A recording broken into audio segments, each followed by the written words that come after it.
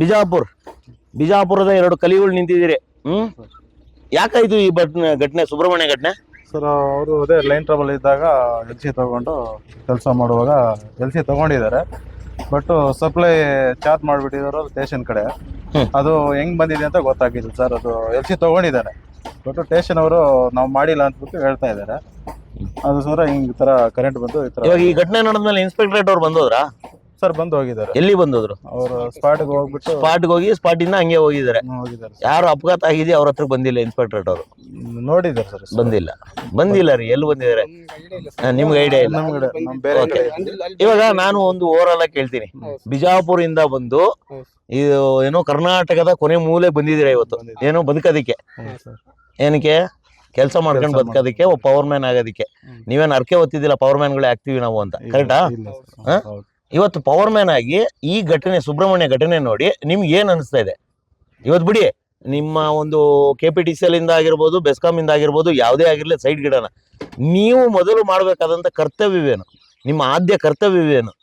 ನಿಮ್ಮ ಒಂದು ಆಕ್ಸಿಡೆಂಟ್ ಆಗ್ಲಿದ್ದಂಗೆ ನೀವು ನಿಮ್ಮನ್ನ ಹೆಂಗ್ ಕಾಪಾಡ್ಕತ್ತೀರಾ?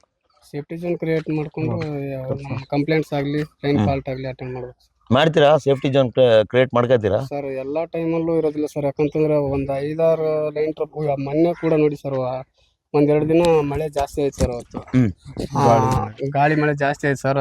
ಜಾಸ್ತಿ ಟ್ರಬಲ್ಸು ಇದ್ವು ಸರ್. ಆ ಕಡೆ ಕೆಂಚಾರ್ಲಹಳ್ಳಿ ಕ್ಯಾಂಪು, ಮತ್ತೆ ಈ ಕಡೆ ದೊಡ್ಡಗುಟ್ಟೆ ಕ್ಯಾಂಪು, ತುಳೂರು ಕ್ಯಾಂಪು. ಹಿಂಗಿದ್ದಾಗ ಸ್ವಲ್ಪ ಟೆನ್ಷನಲ್ಲಿ ಈ ಥರದ ಘಟನೆ ಆಗ್ತಾವ ಸರ್. ನೀವು ಟೆನ್ಷನ್ ಇಲ್ಲದ ಘಟನೆ ಆಗಲ್ಲ ರೀ, ಸೇಫ್ಟಿ ಬಳಸಿದ್ರೆ ಘಟನೆ ಆಗುತ್ತೆ.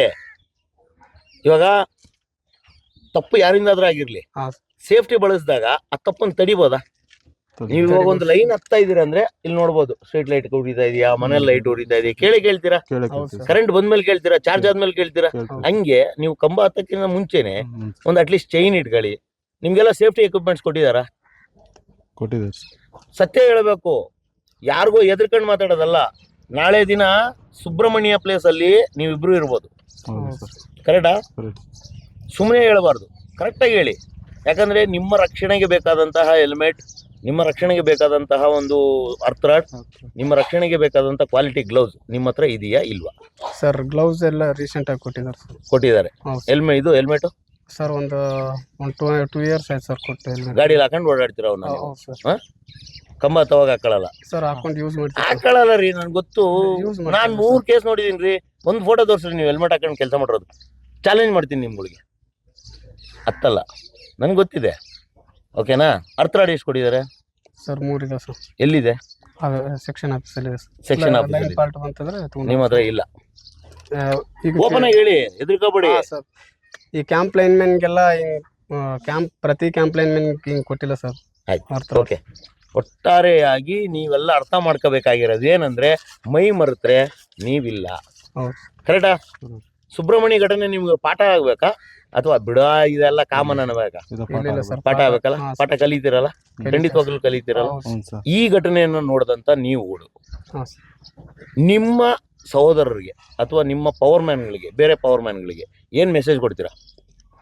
ಈಗ ಯಾವುದೇ ಪ್ರೆಷರ್ ಇರಲಿ, ಏನೇ ಇರಲಿ ಸರ್, ಈಗ ಮೇಲಾಧಿಕಾರಿಗಳು ಒತ್ತಡ ಏರಿದ್ರು ಕೂಡ ಅದನ್ನು ನಾವು ಸ್ವಲ್ಪ ಸಮಾಧಾನದಿಂದ ಆಲೋಚನೆ ಮಾಡಿಕೊಂಡು ನಾವು ಸೇಫ್ಟಿ ಝೋನ್ ಕ್ರಿಯೇಟ್ ಮಾಡಿಕೊಂಡು ಕೆಲಸ, ನಾವು ಕಂಪ್ಲೇಂಟ್ಸ್ ಆಗಲಿ, ಲೈನ್ ಫಾಲ್ಟ್ ಆಗಲಿ ಅಟೆಂಡ್ ಮಾಡ್ಬೇಕು. ಖಂಡಿತ ಮಾಡ್ತೀರಾ? ಹೌದು ಸರ್. ಗ್ಯಾರಂಟಿನಾ? ಹಾಂ ಸರ್. ಆಣೆ ಮಾಡ್ರಿ ನೀವು. ಖಂಡಿತ ನಾನು ಮಾಡ್ತೀನಿ ಸರ್. ನೀವು ಎಸ್ ಮಾಡಿ. ದಯವಿಟ್ಟು ನಿಮ್ಮನ್ನು ನೀವು ಕಾಪಾಡ್ಕೋಬೇಕಂದ್ರೆ ನಿಮ್ಗಿರೋದು 3 ಅಸ್ತ್ರಗಳು. ಆ 3ಅನ್ನ ಬಳಸಿ ನಿಮ್ಮನ್ನು ನೀವು ಕಾಪಾಡ್ಕೊಳ್ಳಿ. ಮುಂದಿನ ದಿನಗಳಲ್ಲಿ ನಿಮ್ಮದೇ ಶಾಖೆ ಆಗಿರ್ಬೋದು, ನಿಮ್ಮ ಒಂದು ಡಿವಿಷನ್ ವ್ಯಾಪ್ತಿಲಿ ಆಗಿರ್ಬೋದು, ಯಾವುದೇ ರೀತಿಯಾದ ಘಟನೆ ನಡೀದೇ ಇರಲಿ, ಇಡೀ ಕರ್ನಾಟಕದಲ್ಲಿ ಯಾರಿಗೂ ತೊಂದರೆ ಆಗದೇ ಇರಲಿ. ಓಕೆನಾ? ಸುರಕ್ಷಿತವಾಗಿ ಕೆಲಸ ಮಾಡ್ರಿ. Thank you.